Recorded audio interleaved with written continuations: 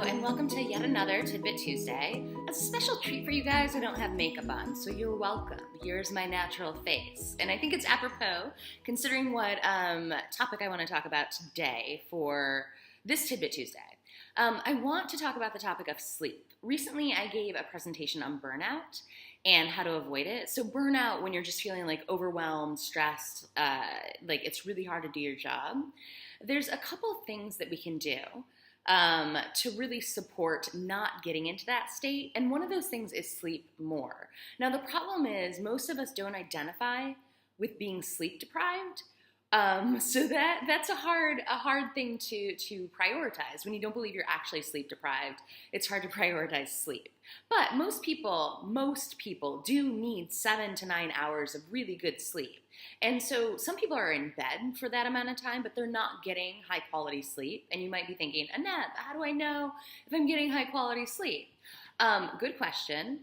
An answer would be like, do you feel rested when you wake up? And are you feeling really shifty during the night? Like, do you wake up a lot? Do you wake up and then feel really alert or just kind of feel groggy? All of these things are indications of whether or not the sleep that you're getting is the kind of quality sleep you want. So what can you do? Why is it important? Well, the reason that sleep's important is for so many reasons. It does a lot of things.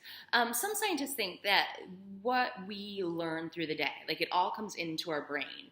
And when we sleep at night, it kind of washes away, like over and over, some of the stuff that we've learned. And so some of it washes to the background while the things that we're trying to focus on learning, like if we're learning to play guitar or we're trying to memorize something, that comes more to the forefront, so it becomes clearer. So a lot of people have the experience of really trying to remember something, getting frustrated, going to sleep, but then in the morning they can do the thing that they were trying to remember. So it's great for memory, muscle memory. But it also is really good for washing the body of toxins, for replenishing the muscles as well. So if you're trying to develop muscles, sleep can be really good for that. Another thing that they talk about is proteins, and that if you're not sleeping properly, you're not getting your proteins into your cells properly. They do something called they basically fold. So they become more toxic for your body, and your body needs sleep to clean out those folded proteins so everything processes well.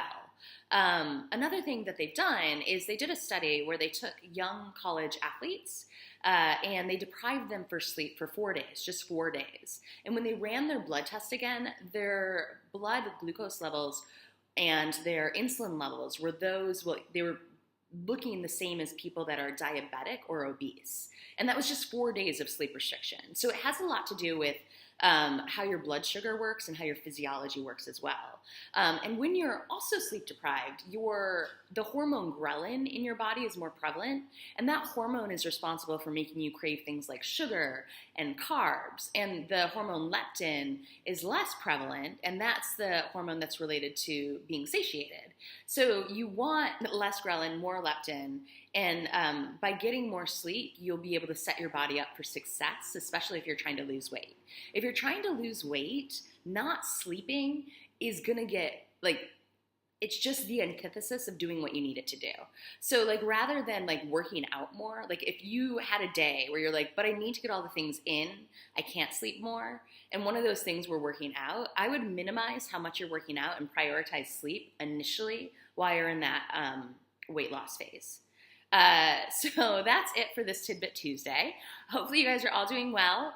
You can email me, Annette@BrainBodyGut, or tweet me @BrainBodyGut, #TidbitTuesday.